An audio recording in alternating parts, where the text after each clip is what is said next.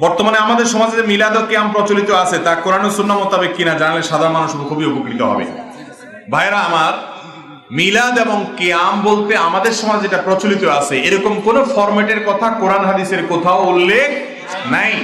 একজন মুসলমান নবীজির জন্য দুরূদ প্রেরণ করবে। কি প্রেরণ করবে? আল্লাহুম্মা সাল্লি আলা মুহাম্মাদ ওয়া আলা আলি মুহাম্মাদ, আল্লাহুম্মা বারিক আলা মুহাম্মাদ ওয়া আলা আলি মুহাম্মাদ, দুরূদ পাঠ করবে। ছোট ছোট দুরূদ সাল্লাল্লাহু আলাইহি সাল্লাম পাঠ করবে। কিন্তু কোন অবস্থাতে দুরূদ পাঠ করতে করতে দাঁড়ায় যেতে হবে আর দুরূদ পাঠের জন্য সবাইকে একত্র করে মিলাদ দিতে হবে, এরকম কোন নির্দেশ নবী করিম সাল্লাল্লাহু আলাইহি সাল্লাম করেন নাই, সাহাবায়ে কেরাম করেন নাই, খোলাফায়ে রাশেদা করেন নাই। দুরূদ পাঠ একটা ইবাদত, আর ইবাদতের পদ্ধতি আমরা আমাদের মন গড়া করলে হবে না। এই জন্য দেখবেন হুজুরদের বাড়িতে কখনো মিলাদ হয় না।